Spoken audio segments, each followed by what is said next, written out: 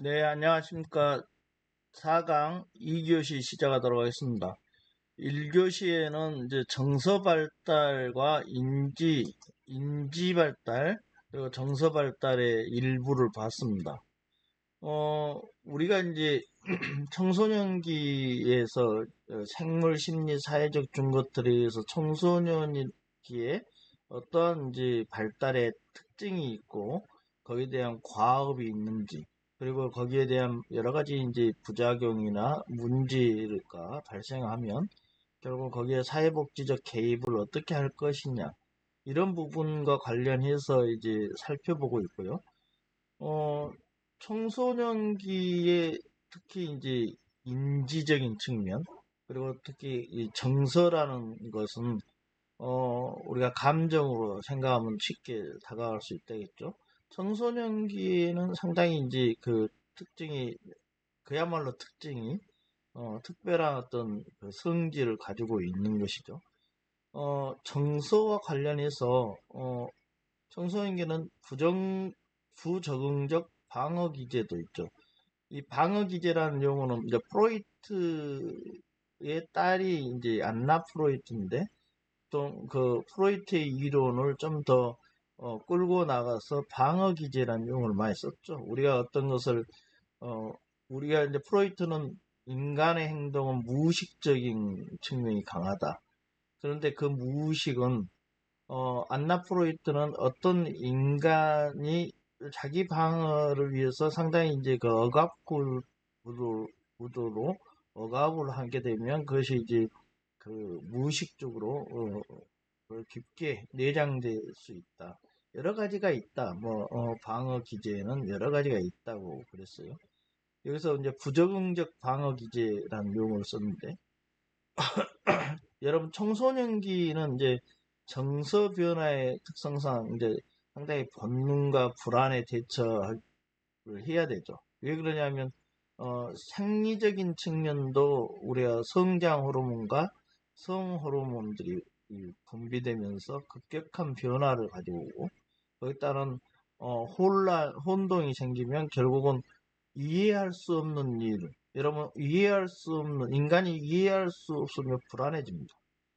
어떤 대상의 공포스러움을 느끼지만 두려움을 느끼는 것은 어떤 대상이 두려운 대상이 있으면 그것을 두렵게 느끼고 공포적인 상황이 있으면 공포를 느끼지만 불안은 상당히 막연한 측면이 있어요. 본능적인 측면도 있죠. 여러 가지 이제 성 에너지들이 넘쳐나면 청소년들 혼란스럽죠. 그래서 이게 불안해집니다. 그럼 그걸 대처하기 위해서는 두 가지 방법을 있죠. 하나는 그것을 적극적으로 대처해서 그 이겨나가는 측면이 있는가 하면 또 하나의 방식은 퇴행 방식이 있습니다. 아예 갑자기 청소년이 갑자기 그 아동기의 행동을 하는 거죠. 그런 경우가 있어요. 그리고 양가 감정으로 아까 같이 반항을 하는 경우도 있습니다.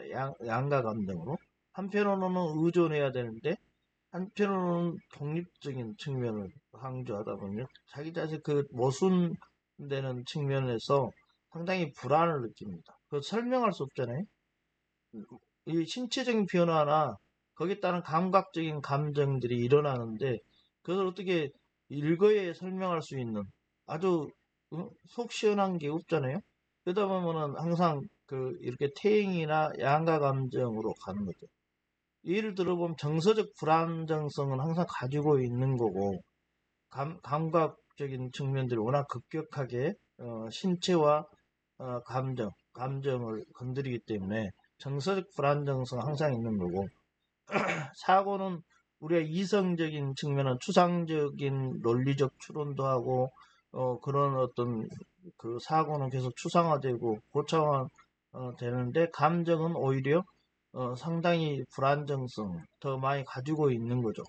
그렇게 되면 이 두 사이에 오히려 모순이 크단 말이죠. 우리가 이제 그 프로이트가 했던 뭐 본능과 초자아 사이에 자아는 아주 샌드위치가 돼서 힘들어한다. 그 자아의 균형을 이루어야 되는데 그렇지 못하는 거죠. 결국 이제 그런 식으로 사고와 감정에 모순이 되는 거죠. 한편으로는 사랑의 감정이 있고요. 그런가 하면 또 거기에 증오의 감정도 이렇게 같이 나타나는 거죠. 같이 나타난, 그래서 이 양가 감정이라는 것이 이제 설명할 수 없는 것으로, 그리고 수용과 거부, 이것도 한편으로는 수용하면서 또 거부함, 이게 이제 관여와 비관여, 참여하면서도 또 참여하지 않는 이런 사이에서 일어나는 혼동, 이게 이제 혼동으로 나타나는 거죠. 이게 이제 당연한 건데 청소년기에는 그것을 상당히 심각하게 받아들이고요. 그러나 그렇죠. 당사자인 청소년기에는 이러한 모습은 설명할 수 없습니다. 설명할 수 없으면 불안이 찾아오죠. 그 불안에 대한 대처가 오히려 퇴행하거나 양가 감정을 가지고 반항의 방식으로 나타나기도 한다는 거죠.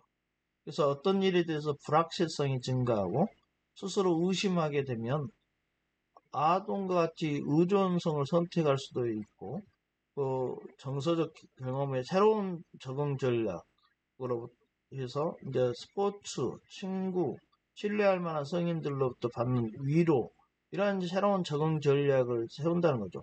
그러니까 퇴행하느냐, 이게 이제 또 이렇게 새롭게 적응 전략을 가지고 이런 쪽으로 본인의 이제 방어 기제를 써서 오히려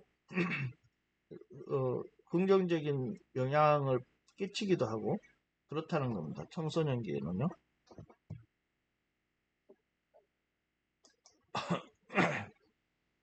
청소년 정서의 발달의 특징과 관해서 세 번째 부적응적 방어 기제를 보고 있는데, 이제 신체적 활동, 타인과의 대화, 유머를 사용하기도 하고 자기 자신의 행동에 대한 타인의 해석을 구하는 등 여러 가지 방식으로 이것을 극복하려고 하는 거죠.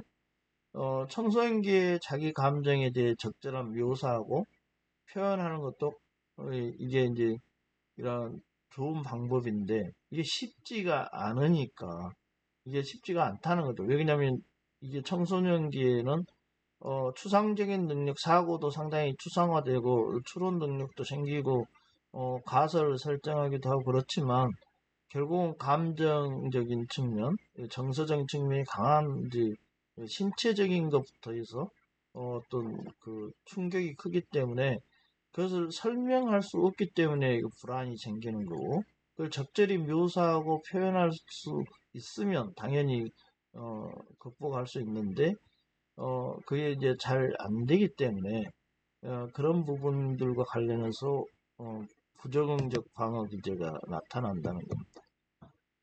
그런가 하면 청소년기의 정서 발달 특징과 관련해서 네 번째로 내면적 영속성이 있습니다.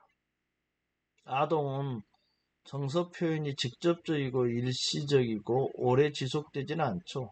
자기의 이제 그 직접적 경험에 의해서 직접적으로 표출하기 때문에 그런가 하면 청소년이 되면 이제 그 감정, 정서를 예부에 잘 표출하기보다는 내부에 숨기죠. 그리고 방어 기제에서 변형된다고 했죠. 그 외부에서 잘 알 수가 없어요. 청소년에게는.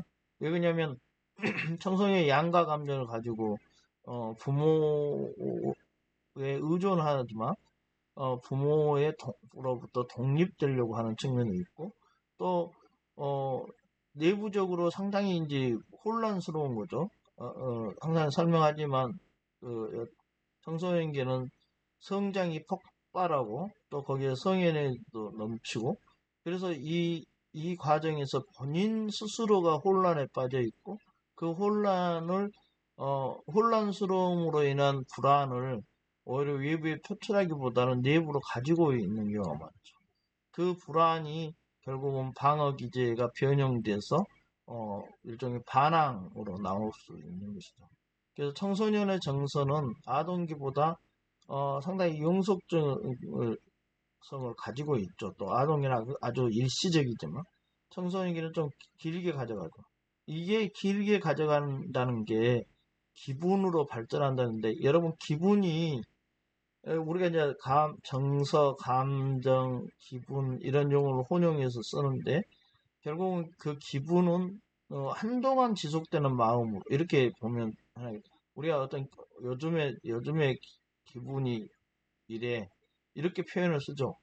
당장 기분이 어떻다는 게 아니라 한동안 기분이 우울하다, 유쾌하다. 여기 우울함이죠. 여기도 오타가 있네요. 우울함입니다. 그래서 유쾌하고 불쾌하고 우울함 이런 것들을 말하는 거죠. 기분은. 그렇죠. 한동안 지속돼야 됩니다.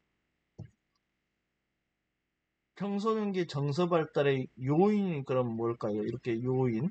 우리가 많이 얘기해 왔는데 정서 발달 변화, 청소년 정서 변화도 상당히 이제 큰 영향을 미치는 요인들이 있다는 거죠. 보통 신체적, 생리적 변화와 심리적, 사회적 변화 등을 둘 수 있겠죠. 청소년기의 생리적 변화 중에는 뇌분비선의 활동과 신경계의 변화. 이게 이제 우리가 생물적 특성에서 봤죠. 생리학적 특성에서 봤는데, 호르몬의 급상승이 있죠. 그리고 그러면 이제 교감, 부교감 신경계의 변화도 영향을 준다는 건데, 다시 한번 우리가 한번 살펴볼까요? 뇌분비선이라는 용어가 나왔으니까 호르몬을 분비하는 조직이고 기관이다. 이렇다는 거예요. 뇌분비선은 여러 가지가 있죠. 뇌하수체, 갑상선, 부신, 이자 이런 이제 기관들을 뇌분비선을 이렇게 분비하죠. 호르몬을 분비하는데 뇌하수체에서는 성장 호르몬, 성 호르몬 이런 것들이 이렇게 분비된다고 했습니다. 갑상선을 여러분 잘 알지만 체온을 잘 유지하고 그렇다는 것이고요. 신경계라는 게 이제 여러분 신경계라는 것은 환경으로부터 어떤 자극을 받아들이고 반응하는 계통이다. 이렇게 이제 정의 내릴 수 있는데 여기에는 중추신경계, 말초신경계, 자율신경계 이렇게 우리가 보통 많이 얘기를 하는데 교감신경, 자율신경이라는 게 중추신경과는 관계없이 자율적인 어떤 그 기능을 하는 건데 완전히 분리되어 있지는 않다고 그럽니다. 그래서 자율신경계도 교감신경 그리고 부교감신경이 있는데 이 교감신경은 위급 상황을 대처하기 위한 역할을 하는 것이고요. 부교감신경은 이러한 위급 상황을 대비하는 에너지 저장을 하는 신경계라고 그럽니다. 그래서 이러한 이제 뇌분비선과 신경계의 변화가 이제 큰 시기가 청소년기다. 그래서 이러한 생리적 변화들이 있다는 거고, 청소년기에 강렬한 정서 동요가 나타나는데, 청소년기는 예민한 저급성이 있고, 흥분성이 있고, 주의 산만 등이 있다. 이게 이제 그냥 나타난 게 아니라 이게 기저 그 아래에는 그 원인에는 생리적 변화가 자리 잡고 있다는 거예요. 이렇게 생리적 변화를 하기 때문에 이러한 예민한 저급성, 흥분성, 주의 산만과도 연결된다는 겁니다. 그리고 급속하게 성장하는 신체적 변화와 함께 수반되는 동작의 어색함이 있고 2차 성징이 나타난다는 거겠죠. 그래서 여기에는 불안이 작동하고 심지어는 약간 또 수치심도 가지고 있다 그랬어요. 이게 2차 성징으로 인해서 이제 빠른 어떤 신체 변화 이런 부분들에 대해서 설명할 수 없기 때문에 오히려 그것이 자기 수치심으로도 가고 그렇다는 겁니다. 청소년기 정서 발달의 요인과 관련해서 정신 역동적 관점에서 보면 청소년기는 사춘기라고 해서 이게 생리적인 측면이 있고 이게 이제 그러한 본능들이 나타나서 급격해지면 그걸 시작으로 해서 이제 아동기 후기의 심리적 균형을 깨고 정서적 변동을 가져오게 된다. 청소년 시기는 프로이트가 해방이라고 이름 붙였는데 이게 개인의 성적인 각성과 관련이 있다고 그럽니다. 그래서 청소년 시기에는 프로이트가 말한 해방의 시기인데 성적인 각성의식이다. 이렇게 보고, 청소년들은 이제 보통 가족 내에 머물던 관심이 가족 위에 적절한 대상. 이게 이제 뭐 유명한 연예인이든지 아니면 또래 친구라든지 이런 이제 적절한 대상으로 바뀌죠. 그리고 유아기 때부터 유지되었던 부모와의 정서적 유대 관계는 상당히 약화됩니다. 그럼에도 불구하고 여러 가지 측면에서 의존을 해야 되기 때문에 양가 감정이 나타난다고 그랬죠. 청소년기의 정서는 긍정적 정서와 관련해서 보면 열광적이고 활동적인 정도를 나타내며 높은 이제 에너지와 집중, 즐거운 일 등의 이제 일종의 열정을 가진다는 거죠. 그건 긍정적인 부분이겠죠.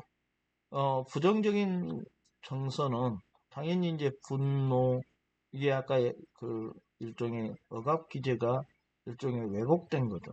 분노, 경멸, 이것도 하나의 왜곡이고, 죄의식까지 가져요. 그런 자신에 대한 그런 죄의식, 공포, 혐오스러운 정서의 상태들이 있는데, 이거는 이제 주관적 고통과, 불쾌한 일로 이렇게 연결되겠죠. 부정정서는 문제는 사고와 행동 경향성을 축소시키죠. 그래서 청소년기에 이렇게 더욱 활발한 참여와 활동을 해야 될 측면에서 상당히 축소된 측면이 있고, 긍정적 정서는 당연히 사고를 확장시키고 다양한 가능성과 낙관적인 사고를 가능하게 하겠죠. 이 긍정 정서는 부정 정서보다 역경에 대처하는 능력과 탄력성이 효과적이다. 당연히 그러겠죠. 그래서 부정적 정서는 이게 우울감으로 가서 우울장애와 같은 부정정서를 가지게 되는데, 이걸 긍정정서로 가지게 변화시키면 이러한 부정정서에 대항해서 완충작용을 함으로써 역경에 대처하는 능력, 탄력성, 회복 탄력성이라고도 하는데, 이 탄력성이 더 효과적으로 발휘되겠죠. 우울장애라는 것까지 가면 곤란한데, 그럼에도 불구하고 일시적 우울감과 다른 우울장애까지 갈 수도 있습니다. 이거 인지, 정신, 신체적 증상을 일으키기도 하고요. 그래서 일상의 기능을 저하하죠. 장애라는 것은 통상 의료적인 모델에서 의료적인 문제점을 넘어서 우리가 사회적으로 제대로 된 활동, 참가, 이런 사회 활동뿐만 아니라 일상 기능도 어떤 할 수 없는 그러한 상태까지 저하되면 장애라고 할 수 있습니다. 이러한 이제 장애는 약간 이제 고착화된 측면이 있어요. 장애를 판정할 때도요. 그래서 이러한 우울장애로 갈 수도 있습니다. 청소년 정서 발달과 이제 심리적인 변화를 보면 감정은 상당히 심리하고 밀접한 관련이 있죠. 청소년의 정서는 사고, 행동 목록 확장과 축소에 영향을 미치죠. 우리가 어떤 사고를 하고 그 사고에 토대로 해서 행동을 하는 그런 행동을 하는데, 그러한 이제 긍정 정서는 주변에 일부분에만 있는 게 아니라 주변의 시야를 확장시키고 사고의 융통성을 증가시키죠. 긍정 정서는요. 그런가 하면 부정 정서를 계속 가지게 있으면 사고를 축소시킵니다. 그래서 세부 사항에는 굉장히 민감해서 잘 기억하지만 환경과 어떤 상황, 맥락적인 것은 잘 기억을 하지 못하게 만들죠. 청소년 정서는 신체적, 지적, 사회적 자원의 수립과 관련성을 갖는다는 것입니다. 그래서 이 긍정과 부정 정서로 인한 사고 행동 목록의 확장과 축소, 어떨 때는 긍정적인 거 확장하지만 부정적인 거 축소하는데, 이런 다양한 개인적 자원의 수립에 영향을 미치죠. 개인적 자원에도 영향을 미친다. 여기서 개인적 자원 이런 용어가 나왔는데, 여러분 이제 개인이 가진 개인적 자원은 개인이 가진 자원을 얘기합니다. 개인은 우리가 이제 인류를 살아왔잖아요. 인간이 가지는 자원은 뭐겠어요? 시간과 스스로 노력할 수 있는 것, 또 얻은 지식, 그리고 경험, 그동안 경험을 하고, 또 그 지식과 경험을 토대로 해서 가지는 기술, 우리가 개인이 가질 수 있는 기술이 있어요. 그래서 그 개인의 기술, 이런 여러 가지 이 것들이 요소가 개인적 자원이 되는 겁니다. 개인적 자원을 잘 수립하면 어떤 효과가 있을까요? 특히 우리가 경제적인 성취를 생각하지 않을 수 없죠. 결국은 개인적 자원이 원활하게 잘 구축되면, 수립이 되면 경제적 성취를 아주 잘 할 수 있어서 어떤 삶에 있어서 중요한 그 역할, 중요한 기능을 하고 삶이 풍요로워지고 더 삶의 만족도가 커지겠죠. 왜 그러냐면 개인적 자원을 확장해서 상당히 이제 그 폭넓은 긍정적인 정서를 가지고 폭넓은 대인 관계를 할 수 있고, 거기에 따른 또 거기서 요구하는 경제적 성취, 일종의 생산성하고도 연계해서 경제적 성취를 보양하면, 얻으면 결국은 그 인간의 삶의 생애주기 평생을 사는 데 있어서 상당히 중요한 개념으로 개인적 자원을 우리가 생각을 해야 된다, 개념적으로.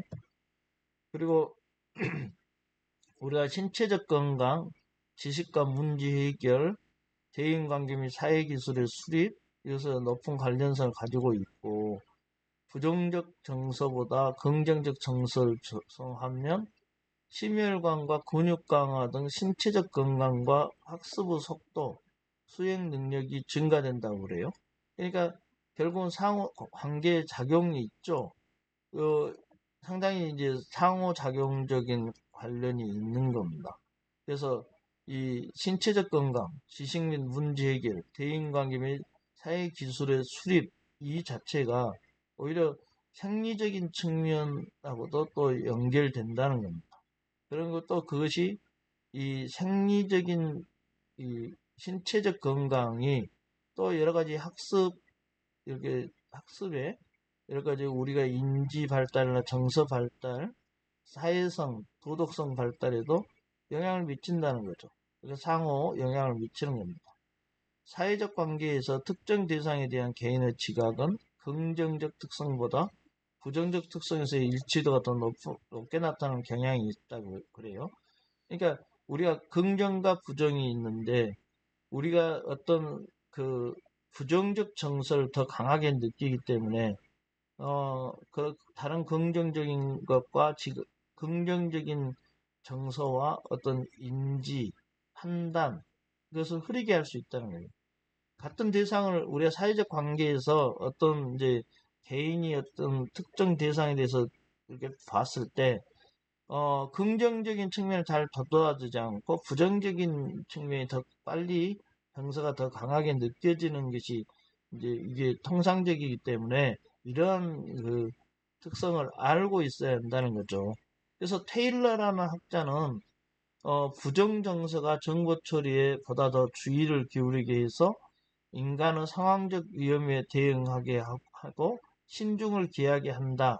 이런 이제 부정정서의 긍정성, 이걸 이제 얘기를 테일러는 했다는 거예요. 그래서 이게 맞죠. 어느 정도 부정정서를 가지면 우리가 환경에서 위험 요소를 추출해서 그것을 배제하고 대처하고, 이러한 부분들이 결국은 유용하게 작용할 수 있다.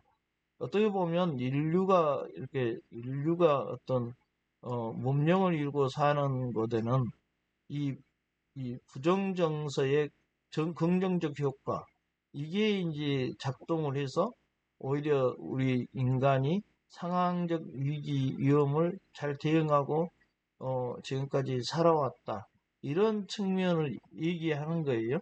그래서 우리가 꼭 긍정적인 게 전부가 아니고 부정적인 게 아주 나쁜 것만이 아니다, 이런 이제 감각도 우리가 가져야 될 필요성이 있다. 우리가 청소년의 인지, 청소년의 정서, 이제 세 번째는 청소년의 도덕성. 이에 대해서 우리 한번 살펴볼까요? 도덕성. 그러면 여러분들이 좀 어떤가요? 도덕이란 말을 지금 얘기를 하면, 그러나 우리가 어떤 이제 가치가 있고요. 가치는 개인적으로 좋고 나쁨일 수도 있어요.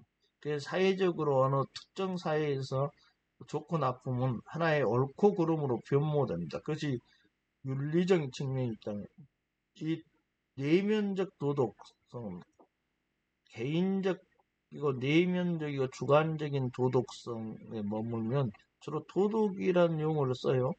그리고 그 외부적 사회적이고 어떤 관계적이고 외적인 측면에서 바라봤을 때 윤리라고 쓴다겠죠. 그러나 이걸 혼용해 씁니다. 여기서 도덕성은 약간 더 넓은 개념인 것 같습니다.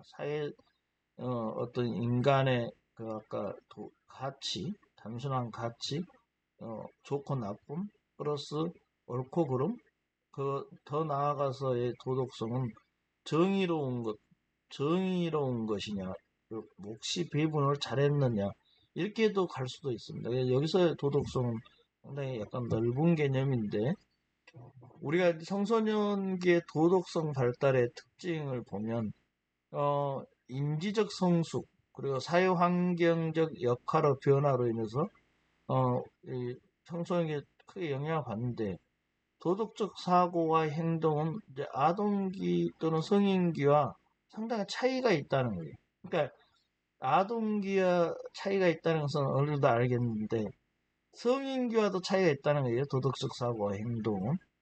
예, 청소년기에 이르면 아동기와 달리 일종의 이제 그 개인적인 이해와 욕구를 상당히 이제 아동기보다는 극복하죠.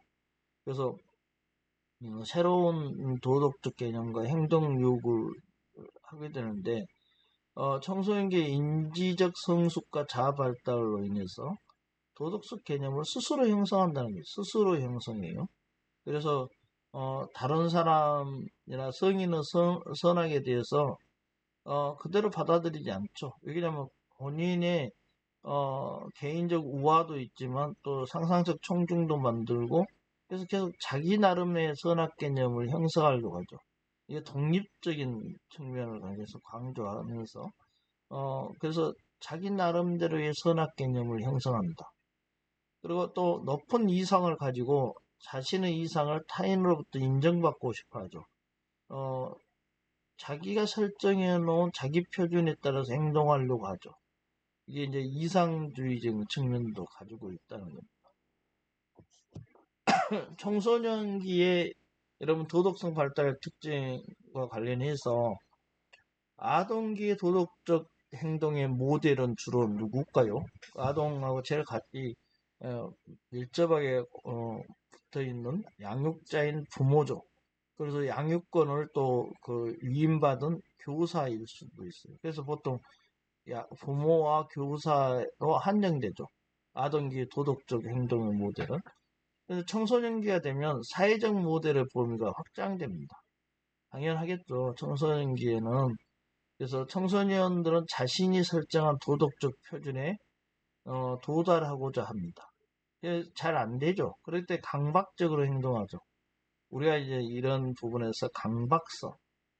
여러분, 그, 불안증을 호소하는 사람들은 신경증자라고 보통 그러죠. 어, 그래서, 청소년도 급격한 신체적 변화로 인해서 불안증을 가지고 있다. 그래서 그것이 불안 장애까지 가면 곤란하고, 우울감을 가지고 있는데 우울증으로 가면 곤란하다. 그래서 불안증을 가지고 있어요. 그래서 이제 신경증이라고도 할 수 있죠. 그런가 하면 또 이렇게 도덕적인 부분과 관련해서는 강박증을 또 가질 수 있다는 겁니다. 인간의 특성이 청소년들의 특성만이 아니라 인간의 특성이라는 거죠. 그래서 강박증을 가질 수 있어요. 그리고 다른 사람과 사이에 자신의 표준에 도달해야만 만족하죠. 그래서 기성세대들, 기성질서, 기성문화, 다른 사람, 이 사람들은 자신을 잘 이해를 못하고 자신이 세운 도덕적 표준이 맞는데 거기에 도달을 하지 못함으로 인해서 불만을 가지고 있고, 그것이 더 일종의 자기 자신에게는 강박적으로 가지만 다른 사람이 그걸 잘 못하면 거기에 따른 이제 불만족이 생기고 반항을 할 수 있다는 거죠. 그 표준의 적용은 타인보다는 자신에 더 엄격하죠. 그래서 자신의 행동이 수준 이하라고만 깨달으면 자기 경시도 하고요, 자아 축소도 하고 가상세계를 도피 등의 경향을 보인다고 그래요. 그래서 이러한 이제 그 도덕성 발달과 관련해서 스스로가 정한 도덕적 표준이 제대로 된 것인지를 좀 검토할 필요가 있겠다, 이런 생각이고요. 성인들의 도덕적 표준과 사회적 기준이 자신의 도덕적 표준 혹은 그 이상에 비춰 모순된다거나, 그런 성인들이 이를 인정해주지 않는다면 청소년들은 성인 사이에 강한 반항과 도전 의식을 가지게 되죠. 그래서 그 기성세대들 반대하는 것이죠. 드립겜이라는 학자가 있죠. 드립겜. 이 드립겜이라는 학자는 인간이 도덕적으로 행동하는 것은 자신이 소속해 있는 사회의 이해관계를 반영한 것이다. 그래서 사회는 인간의 도덕성의 근원이다, 이렇게까지 얘기해요. 도덕성의 문제는 개인이 문제야, 이렇게 얘기했을 때는 개인 책임을 강조하겠죠. 사회가 문제야, 그러면 사회 책임을 강조합니다. 사회화 과정은 타고난 이기심을 억제하기 위해 필요한 것인데, 청소년의 사회 도덕성 발달은 보상과 처벌을 통해서 청소년의 행동을 사회적 기준들과 가치들에 적합하도록 조성시키는 과정이다, 이렇게 이해를 하는 거죠. 그러니까 이기심의 문제죠. 사회화 과정은 그 이기심을 타고났다고 보고 이를 억제하기 위해서 보상과 처벌을 해야 되는데, 그 조성하는 과정이라는 것은 사회적 기준들과 가치들에 적합하도록 조성한다는 겁니다. 이게 사회화 과정이죠. 도덕적 훈련의 목적은 사회적 권위에 대한 청소년의 존중심, 그리고 규율의 수용, 사회복지를 위해 희생할 의지를 주입시키는 것이라고 얘기를 합니다. 사회화에 대한 전통적인 성인 지향적 관점과 다르죠. 인지발달적 이론은 도덕성 수립에서 청소년의 능동적 역할을 강조하고, 도덕적으로 행동하려는 동기는 사회적 이해에서 사회적 협력에 대한 공정한 관점들을 수립하고자 상호 이익을 고려하여 관찰하는 것으로 나오죠. 이 사회적 관계의 균형으로 인해서 개인적 이익을 생산할 수도 있다, 이런 것을 알기 때문에 또래와의 상호작용이 매우 중요하고, 타인의 다양한 관점을 이해하고 의사결정 참여를 발달시키는 데 도움을 준다는 거죠. 이게 이제 사회적 관계를 잘하면, 그러니까 여기서는 청소년 또래 집단과의 상호작용을 잘하면 이러한 이제 개인의 이익에도 영향을 미치니까 결국은 거기에 타인들의 다양한 관점을 이해하고 의사결정에 참여하는 것이 결국은 개인의 이익을 생산할 수도 있다, 이런 부분들을 이해한다는 것입니다. 청소년기의 도덕성 발달의 요인은 부모가 1순위겠죠. 왜냐하면 부모로부터 시작하니까.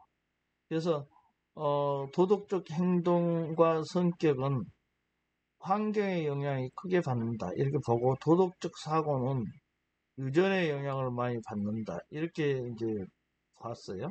그래서 도덕적 행동과 성격, 행동을 어떤 행동을 보면 그 성격을 미리 짐작할 수 있고, 그러한 행동과 성격은 환경에 영향을 많이 줬다는 거예요. 근데 도덕적 사고의 그 근저에는 유전의 영향을 많이 받았다. 이렇게도 보는 거죠. 청소년기의 도덕성 발달에서 가장 중요한 요건은 부모의 양육 태도다. 이렇게 나오죠. 1순위가 가족이니까. 가족 중에서도 부모의 양육 태도하고 연계돼 있죠. 그래서 청소년기에 부모에게 정서적으로 의존하고 강한 정서적 애착을 지니고 도덕성 발달이 잘 이루어지는데, 그런데 의존성이 결핍되어 있는 경우, 여기서는 의존성이라는 용어를 썼는데 애착으로 보면 좀 더 정확하겠죠. 강한 애착을 가지면 당연히 도덕성 발달이 잘 이루어지고, 부모와의 강한 애착이 결여되어 있고 결핍되어 있으면 당연히 이제 도덕성 발달이 늦어질 수밖에 없죠. 늦게 배우게 되니까. 청소년은 부모와 서로 신뢰하고 존중하고 수용적 관계를 형성하는 것이 중요하죠. 그 부모가 자녀들에게 좋은 역할 모델이 되려면 먼저 부모가 도덕적인 사람이 되어야 하겠죠. 이건 당연한 것이고 부모의 영향을 많이 받기 때문에 굉장히 중요한 부분이죠. 부모의 영향을 받을 때 역할 모델을 이루면서 부모와의 동일시 정도는 아동과 부모 간에 얼마나 상호작용을 할 수 있느냐에 따라 달라진다고 봤죠.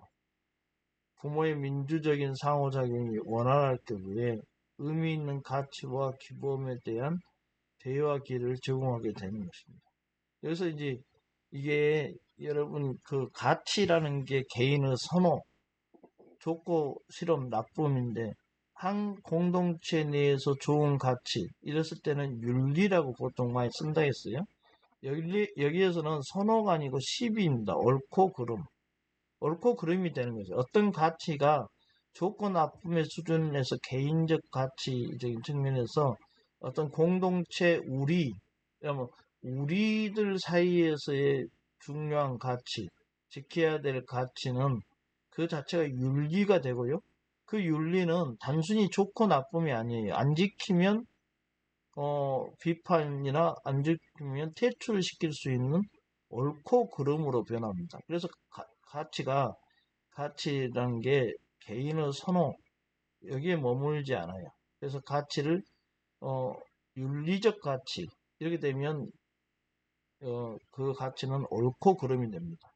그 옳고 그름은 여러 가지 규칙을 만들죠. 그래서 가치가 규범으로까지 갈 때 그 지켜야 할 행동 규칙을 규범이랍니다, 여러분. 그래서 이렇게 혼용해서 계속 쓰는데 규범이라는 것이 도덕 규범도 있고 윤리 규범도 있고 어떤 규칙이 관습으로 되어 있는 관행으로 되어 있는 규칙이 있죠.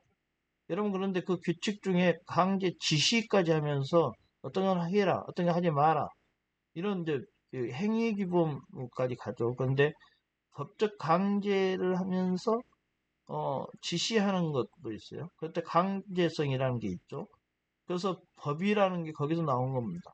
그러면 여러 가지 규범 중에서 가장 강력한 것은 법인데, 여러분, 우리가 어떤 것을 안 지킨다. 그 법을 안 지킨다 하면은, 안 지키는 유법이 있어요? 여러분, 유법과 불법을 구별해 볼 수 있어요? 우리가 어떤 것을 쉽게 얘기하면 위법하다. 그러면 처벌을 받을까요? 그렇지 않습니다. 위법은 전체적인 법 질서에서 강제 지시를 안 따르는 거예요. 그러면 일단 법적인 측면에 들어온 거죠. 법의 세계에서 뭔가를 법 질서를 위반한 거예요. 그런다고 해서 바로 처벌을 받지 않습니다. 왜냐하면 요즘 성문법 시대예요. 우리나라 성문법 시대라 법에서 처벌 규정이 있어야 됩니다. 그 규정을 해놓은 것이 불법이라고 합니다. 그래서 여러분 유법과 불법은 다른 개념이에요. 그래서 불법 행위가 되면 그때 법조문에 처벌 규정이 있습니다. 그렇기 때문에 불법까지 가야지 처벌하는 거예요. 그래서 위법과 불법은 혼용해 쓰기는 하지만 위법과 불법은 구별돼야 됩니다.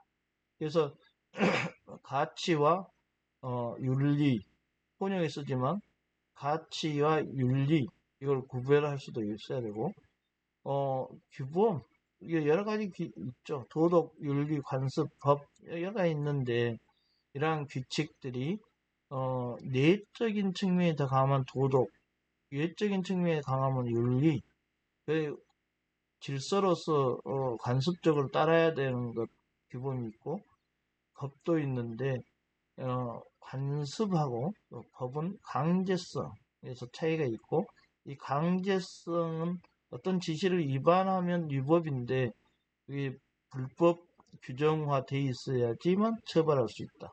이런 부분들을 좀 임하게 분류해서 인식할 필요가 있다.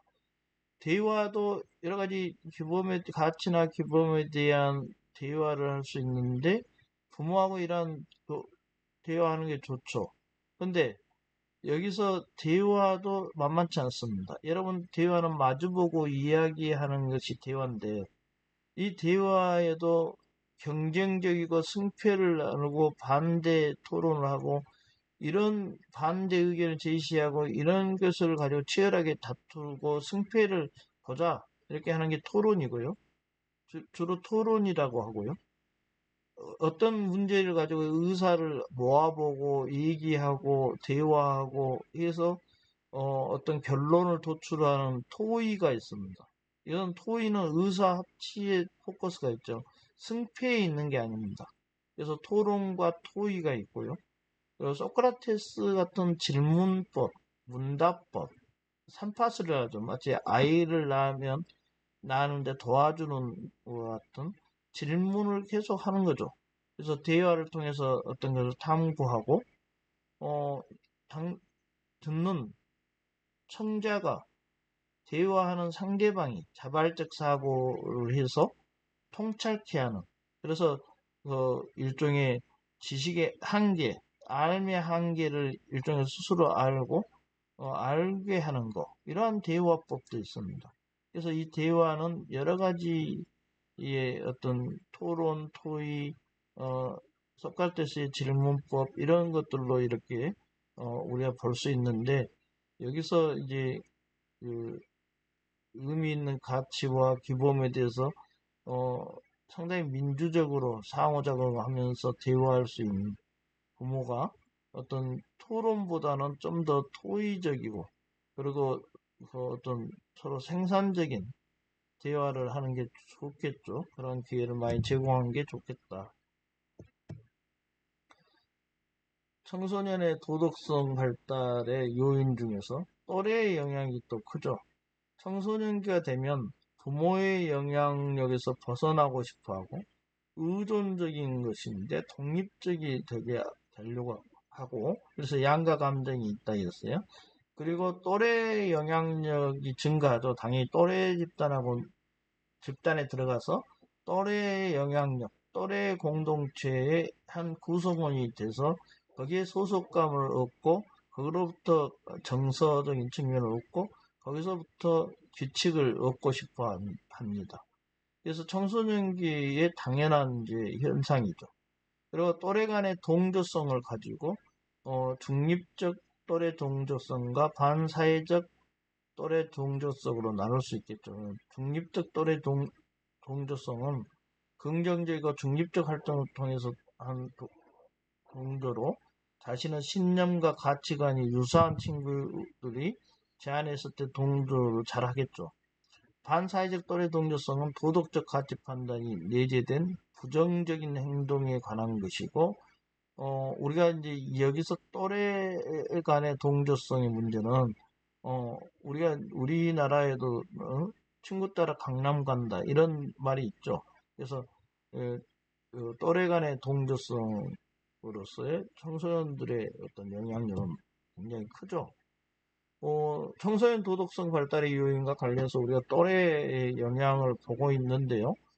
우리가 타인에게 이제 피해를 줄 수 있는 일이나 규칙 위반 등은 자신이 꺼리는 행동을 또래가 제안했을 때 이에 동조하죠. 반사회적 또래 동조는 비행이나 타인을 해치는 범죄까지 이어질 수 있죠. 그래서 각별히 지양해야 됩니다. 지양해야 되고, 부정적 또래 집단과의 경험은 청소년의 사회적 부적응 문제를 일으키게 하죠. 사회적 부적응 문제입니다.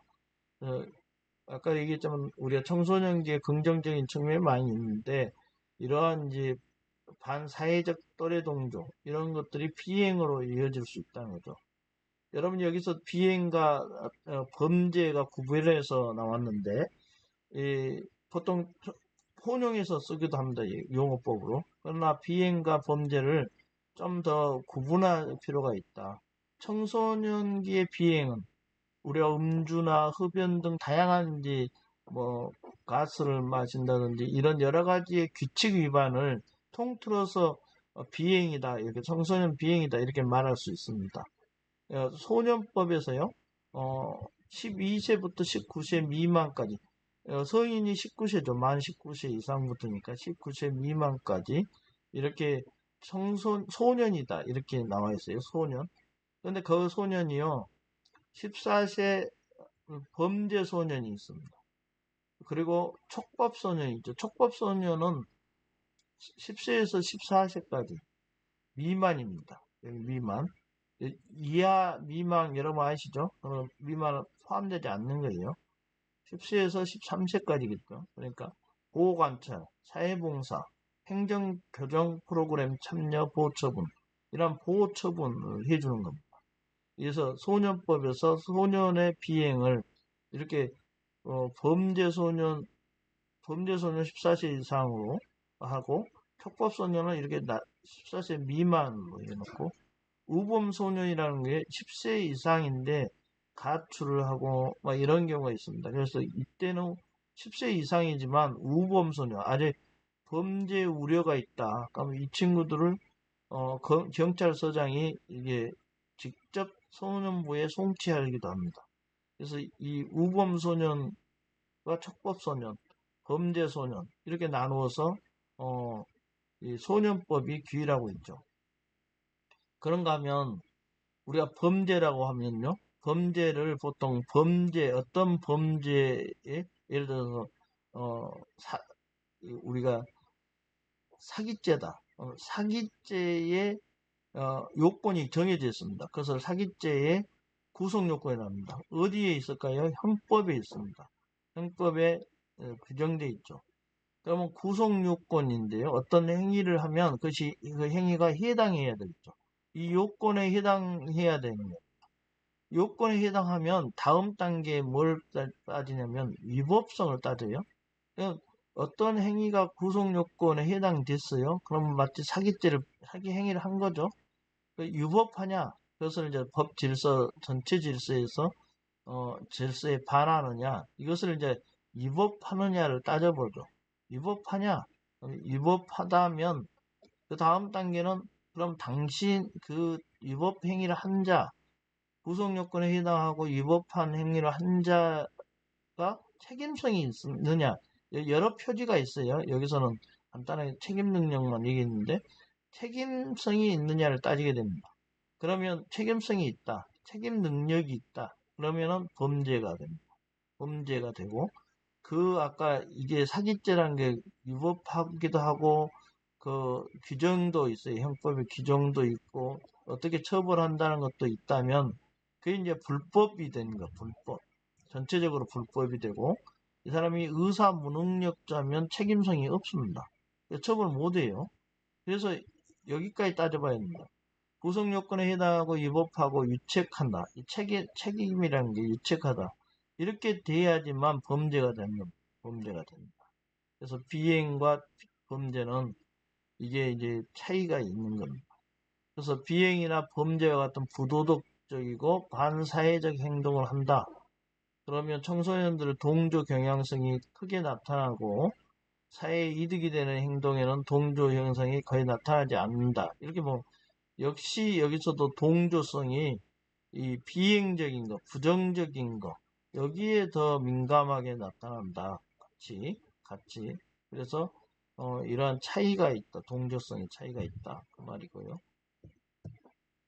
우리가 청소년기의 도덕성 발달의 요인과 관련해서 세 번째 영향은 모바일 및 대중매체 영향도 아주 강력하죠. 이게 청소년의 일종의 긍정과 부정을 다 내포하고 있다고 볼 수 있습니다. 청소년들이 자주 접하는 모바일, 인터넷 게임, 영상물, 이런 것들은 이제 가치 체계와 행동 형성에 큰 영향을 미칠 수 있다고 했어요. 그래서 이게 긍정적인 영향도 있지만 부정적인 영향도 있고요. 다양한 매체를 통해서 역할 모델을 통해서 어, 도덕적 판단이나 도덕적 행동을 배울 수도 있죠. 그리고 청소년들을 다양한 매체를 통해서 반사회적 행동이나 사회적으로 용납할 수 없는 행동을 학습하기도 합니다. 이렇게 이제 모바일과 대중매체는 부정적 기능을 가지고 있고 다른 한편으로는 긍정적 기능으로 인지 발달에도 도움이 되죠. 친사회적 행동에 대한 교육도 받죠. 학습도 할 수 있습니다. 그래서 모바일 및 대중매체의 영향은 긍부정적인 측면인데 큰 영향을 주고 있다. 그렇게 볼 수 있고요. 학교 교육입니다. 청소년기의 도덕성 발달의 요인과 관련해서 학교 교육이 있는데 우리가 콜버그의 도덕성 판단을 중심으로 하는 발달 이론이 있어요. 콜버그는 정의지향적 도덕성 발달 이론을 주장을 했어요. 그런가 하면 인간 행동과 사회 환경 때 여러분 콜버그가 정의지향적이었다면 길리건이라는 여성학자가 있습니다. 여기는 이제 배려지향적 도덕성 발달 이론을 주장했죠. 콜버그는 정의지향적이기 때문에 어떤 것을 우리가 도덕성을 우리가 익히는 과정을 이 훈련 방법이 도덕교육의 가장 대표적인 모델이라고 하고 도덕적 판단의 수준에 대해서 기술했죠. 수준에 대해서 기술하고 그 평가 방법을 제시하기도 했는데요.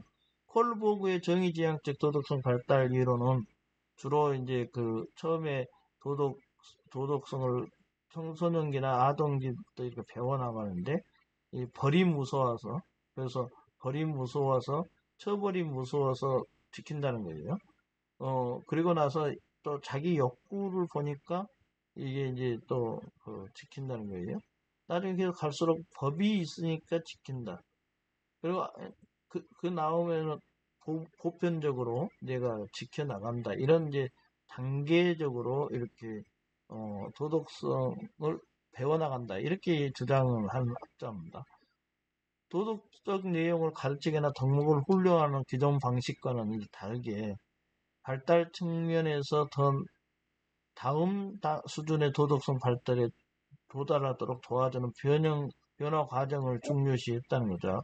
이렇게 한 단계 한 단계씩 이렇게 높아지면 도덕성이 더욱더 발달해서 나중에 보편적인 것까지 나아간다. 이렇게 주장하는 학자입니다. 적합한 교육 환경 구성을 위한 학생과 교사의 역할은 협동적인 노력을 비롯하여 학교의 운영과 구성에 동등하게 참여하는 것이다. 이 참여를 강조했죠. 그 학교 교육과 관련해서 이제 공동체 모임을 하는데 학생들로 하여금 이제 민주적 참여 습관을 배우고 공정하고 정의롭게 문제를 다루는 기술을 발달시킬 수 있다는 거고 공동체 모임에서 가상 딜레마보다는 실생활의 딜레마를 이렇게 제시하고 청소년의 도덕성 발달에 더 효과적이고 학교 교육은 다양한 갈등 상황을 설정해 보는 거죠. 청소년들로 하여금 여러 상황에서 타인의 입장과 관점을 생각해 볼 수 있는 기회를 제공할 수 있고요. 그래서 이러한 공동체 모임을 통해서 실생활의 딜레마를 제시하고 다양한 갈등 상황을 만들고 거기서 다양한 상황을 어떻게 이제 대처하는지 그걸 한번 보는 것이죠. 비도덕적 요구가 야기되는 상황을 이제 이걸 일종의 만들어서 청소년들 하여금 바람직한 행동을 유도하는 학교의 체계적인 교육 프로그램 개발 등이 필요하다.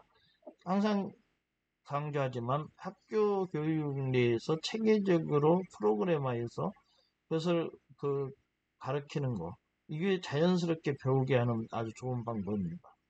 우리가 이제 이런 도덕성을 얘기를 할 때요. 아까도 비행, 범죄 이렇게 얘기했지만 어떤 행위를 할 때 위법 부당하기 때문에 하지 맙시다가 아니라 바람직하지 않기 때문에 하지 맙시다. 이렇게 이제 거의 표식으로 우리가 인식시킬 필요가 있어요. 아까 위법을 넘어서 법률이 있으면 불법이라고 했는데 우리가 위법하다. 그러면 법을 위반하는 것이고요. 부당하다. 그러면 정의관념에 정당성이 없다. 이렇게 보는 것이지만 바람직하다 하지 않다. 이것은 결국은 도덕과 윤리의 영역까지 더 확장되는 거겠죠. 그래서 굳이 법과 정의를 가져오고 오지 않더라도 윤리와 도덕의 영역, 그리고 자기 어떤 그 신념의 문제, 양심의 문제까지 가는 거죠. 그래서 위법부당하기 때문에 하지 맙시다가 아니고 바람직하지 않기 때문에 하지 않는 거. 이게 이제 중요하다 볼 수 있습니다. 우리가 갈등 상황에 처할 경우에요. 기존에 가졌던 자신의 생각이나 태도에서 벗어나서 다른 사람의 입장을 취하는 것이 상당히 어렵죠. 도덕적 토론을 통해서 합리적 토론의 논리를 중점으로 이게 이제 꼭 토론, 합리적, 도덕적 토론이라는 게 합리적 토론의 논리에만 매몰되면 안 됩니다. 다양한 가능성, 가설을 설정하고 어떤 전제를 깔고 행동을 위한 대안 중심으로 이루어져야 한다. 이게 이제 대안 중심적인 측면이 아까 토의하고 더 가깝겠죠. 대안을 만들어가는 거죠. 토의를 위해서. 그래서 이 토론이지만 합리성, 이성에 기초한 합리적 토론에만 그런 논리에만, 그러니까 너와 나의 승패를 가르자. 네 주장은 틀리고 내 주장은 옳고 이렇게 싸우는 게 아니고 어떤 토론을 하지만 그것이 토의적인 효과가 나타나게끔 대안을 만들어가는 거. 이게 굉장히 우리가 토론 문화, 토의 문화, 대화 여기서 중요하다는 거예요.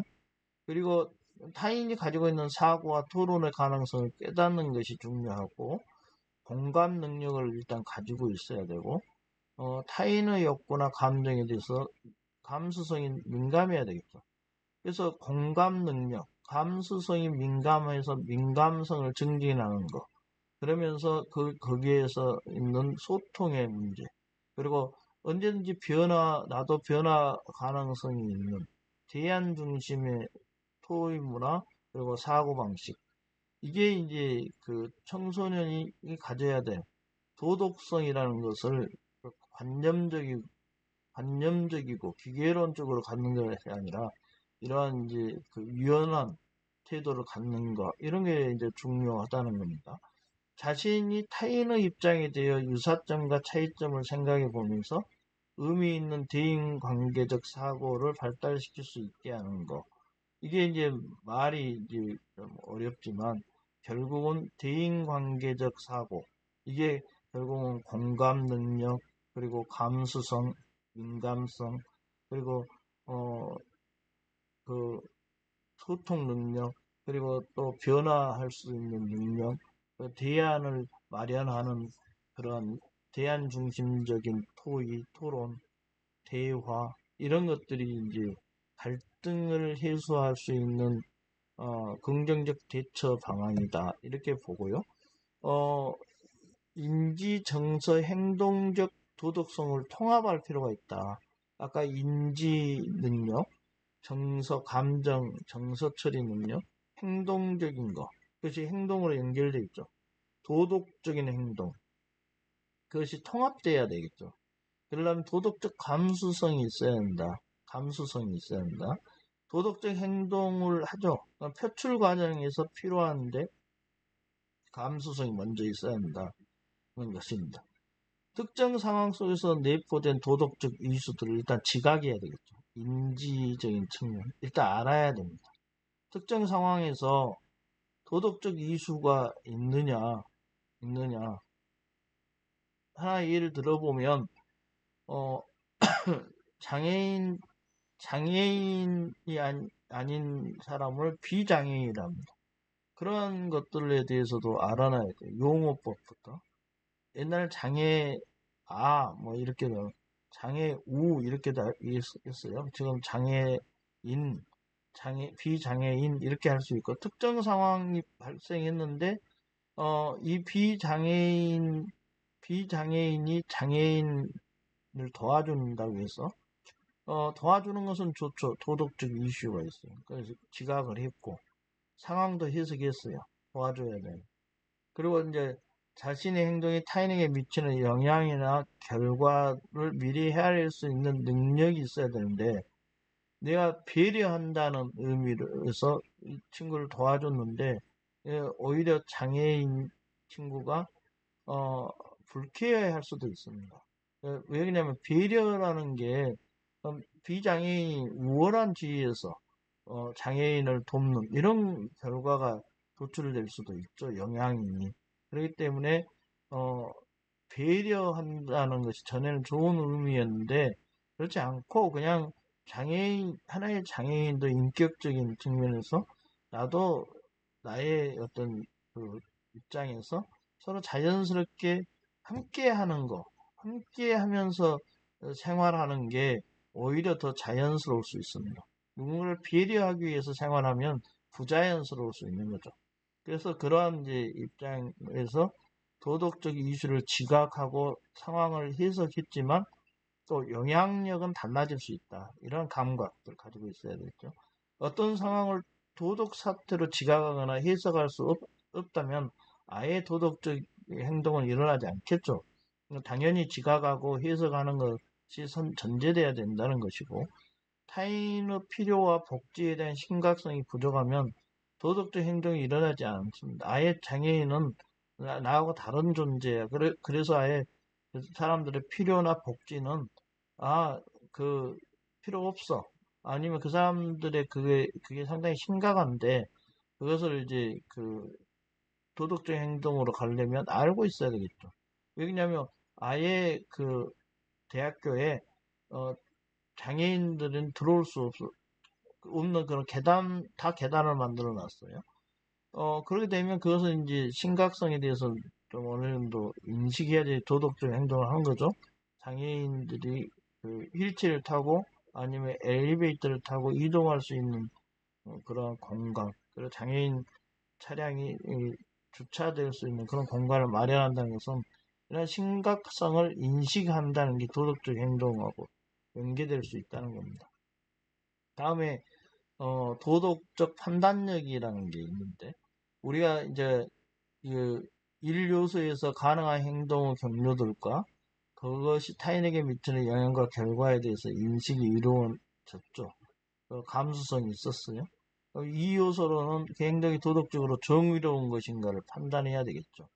이 요소는 도덕적 사고를 지칭한 것으로서 콜버그의 이론 체계에서는 도덕성으로 간주되죠. 도덕적 사고라는 게 인지하는 거, 도덕적 판단력을 갖는 거, 이게 이제 콜버그 체제에서는 도덕성으로 간주하는데, 네스트의 모형에서, 네스트는 콜버그를 계승한 자입니다. 네스트. 그래서, 네스트에서는 단지 도덕적 행동을 표출하는데, 설명하는 여러 요소들 중에 하나에 불과하다. 이렇게 보고 있어요. 콜버그는 도덕적 판단을 중요시했어요. 도덕적 판단 중요시해서 판단이 내려지면 도덕적 행동으로 이어질 것이다. 이렇게 생각해서 도덕적 판단을 상당히 중요시했고, 이 콜버그를 계승했답니다. 레스트가. 근데 사구성 요소 모형을 제시했어요. 레스트가. 여기 보면 첫 번째가 도덕적 민감성입니다. 여기는 이제 민감성이 있어서 도덕적 문제구나 하고 공감하는 거. 도덕적 판단이 있죠. 도덕적 행동을 도출하는 판단이 있는데 도덕적 딜레마에 빠지면 토론을 해서 이게 이제 도덕적인 문제구나. 그래서 판단해서 어떤 개입을 해야 된다. 이런 이제 문제 의식을 가지고 있는 거죠. 도덕적 동기화가 필요한데 이때는 이제 선택하는 거. 도덕적인 행동을 어떤 것을 할까? 봉사활동으로 나아갈까? 이렇게 해서 동기화를 한다는 거죠. 그래서 아예 도덕적 행동까지 이제 동기화되면 선택을 하는 거죠. 여러 가지 활동 중에 봉사활동 선택했으면 그 행동을 아예 나아가서 참여해서 그런 거 할까? 행위로 옮길까 하는 도덕적 행동을 한다는 겁니다. 이때 이 도덕적 행동이 이루어지는 이런 메커니즘이 도덕적 민감성, 도덕적 판단, 도덕적 동기와 도덕적 행동으로 이어진다는 거죠. 이런 메커니즘으로. 이렇게 이제 에스트는 콜버그를 이어서 좀 더 이렇게 사구성 요소 모형을 만들었다는 겁니다. 도덕적 동기화라는 게 있었죠. 제1요소에서 특정 사항의 도덕적 이수를 분별하면 그것의 해결이 타인의 복지에 미치는 영향을 헤아리고 이 요소에서 문제 해결을 위한 행동 경로들이 정당한지를 판단한다 했죠. 그리고 나서 이제 도덕적 행동이 바로 표출된 것은 아니고 3요소가 있다 했죠. 도덕적 가치를 또 다른 가치, 그러니까 여러 가치들 중에 경제, 사회, 종교적 가치들보다 더 우위에 두는 동기부여. 아까 봉사활동이었죠. 동기부여가 충분히 이루어졌을 때 가능하게 된다. 이거죠. 여러 가지 경제, 사회, 종교적 가치들도 있죠. 그리고 거기에 우위를 두는 동기부여가 따로 또 있었죠. 그 동기부여, 내가 도덕적 가치라고 생각했다. 봉사활동을. 다른 가치들은 다른 가치야. 이렇게 했을 때 도덕적 가치인 그 봉사활동을 선택한 거죠. 그 동기부여가 이루어져야지 된다. 그런 이제 얘기입니다. 동기화가 있어야 한다. 도덕적 동기화. 그 다음에는 도덕적 품성화가 있어야 한다고 했습니다. 이 품성화라는 말이 품격과 성질인데, 이러한 이제 개인이 아무리 도덕적으로 민감하고 바람직한 도덕적 판단을 하고 또 도덕적 가치, 자원봉사, 봉사활동, 그래서 우선시해서 그것이 도덕적 가치가 있는 것이라는 동기화를 했어요. 이렇게 나아갔어도 만약 외부에서 압력을 해서 그 사람이 쉽게 굴복하거나 용기를 잃거나 좌절하거나 의지가 약하면 도덕적 행동으로 나아갈 수 없게 된다는 거죠. 그래서 이러한 요소는 자아 강도, 인내심, 용기 등 하위 특성들을 포함하는데 도덕적 품성화가 이와 관련해서 유효할 점이 하나 있다는 거예요. 그것은 심리적인 힘이나 기술로서 이해되기 때문이라는 거죠. 심리적인 힘이나 기술이라는 거예요. 이런 도덕적 품성화는. 그래서 가치 중립적인 성격을 띠고 있지 이걸 안 했어요. 만약에 안 해. 당신은 용기가 부족해. 이렇게 얘기한다면 이게 용기가 있는 사람은 도덕적 행동으로까지 밀고 나가고 쉽게 외부 압력에 굴복하는 사람들은 도덕적 행동을 못해요. 그러면 외부 압력에 굴복하지 않고 너의 인내심, 너의 용기 이 부분은 도덕적 품성인데 그게 왜 도덕적 품성화를 못해서 도덕적인 행동을 안 해? 이렇게 해서 이것은 이제 하나의 그 사람의 심리적인 힘이나 일종의 기술인데, 그걸 가치 지향적으로 생각해서 비판하거나 비난하면 안 된다는 겁니다. 가치 중립적 성격이죠. 어떤 사람은 외부 압력이 더 클 수도 있어요.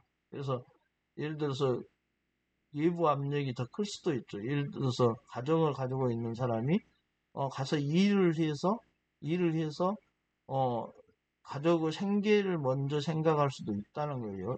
이 도덕적 품성화가 나도 민감하고 도덕적 판단도 했고 도덕적 가치에 대한 우선시 좀 도덕적 동기화도 됐는데 안 되겠네. 여기에 내가 월차 내고 가서 이걸 할 거냐 아니면 도덕적 행동을 할 거냐 안 할 거냐 여기서 외부 압력에서 쉽게 굴복하거나 용기를 잃거나 좌절하고 의지가 약하거나 이렇다고 해서 외부 압력이라는 게 그런 압력 아닙니까? 일종의 가족이 생계가 지금 좀 더 우선이야. 이렇게 해가지고 잘 행동을 안 해요. 그런다 해서 그것이 심리적인 힘이 약하다, 기술의 문제다. 그럴 수는 있겠죠. 어떤 이제 어떤 심리적인 그 압박감이 어떤 사람은 너무 크고 어떤 사람은 작게 나타날 수도 있기 때문에 그렇다 해서 이게 가치 지향적인 것이 아니고 가치 중립적이라는 거죠. 이 부분을 잘 이해를 해야 될 것 같습니다. 레스트는 이러한 이제 그 도덕적 행동은 사구성 요소의 모형을 통해서 도덕적 행동이 야기되며 도덕적 행동의 실패는 네 가지 중 한 가지 또는 두 가지 이상의 요소에 문제가 있을 때 나타난다고 보았습니다. 그러겠죠. 그러면 여러분 네스트 모형의 한계는 하나가 있어요. 도덕적 행동의 구체적 방법론은 제시되지 않았습니다. 그럼 도덕적 행동을 어떻게 이룰 때까지만 하고 도덕적 행동으로 이루어질 때까지의 그 메커니즘을 얘기했는데 도덕적 행동의 구체적 실행 방법은 어떻게 하라는 거냐 여기에 대한 그 제시를 하지 않았어요. 그래서 거기에 대한 탐구 및 적용이 필요하겠다. 그러면 하나의 여기는 그냥 그 여러분들이 생각해 보아야 될 영역인데 도덕적 행동을 그러면 어떻게 하라는 거냐? 모범사를 찾아서 모방하고 발전시키는 방법도 하나 있을 거고, 직접 참여해서 활동하면서 평가하고 피드백해서 계속 선순환을 만드는 방법도 있을 거고, 적절한 보상 체계를 마련해서 그것과 연계해서 도덕적 행동으로 이어지면 어느 정도 이제 그 사회적 보상을 한다든지, 물론 이게 여러 가지 이제 예민한 문제들도 연계되어 있지만 그렇게 해서 도덕적 행동의 구체적 실행 방법을 탐구하고 적용하는 것에 대한 연구를 더 해야 되겠다. 레스트 모형의 한계를 가지고 우리가 그것을 극복하는 그래서 더 나은 구체적인 방법론을 제시하는 그러한 것에 대해서는 우리가 한번 생각해 보아야 될 것 같습니다. 4강 수업 듣느라 고생하셨고요. 5강에서는 우리가 생물, 심리, 사회적 중것들 중에 우리가 사회성, 그리고 우리가 성 정체성과 가장 중요한 청소년의 정체성이 뭐라고요? 자아 정체성. 이게 이제 두 가지 문제에 대해서 5강에서 한번 살펴보도록 하겠습니다. 여러분 수업 듣느라고 고생 많으셨습니다.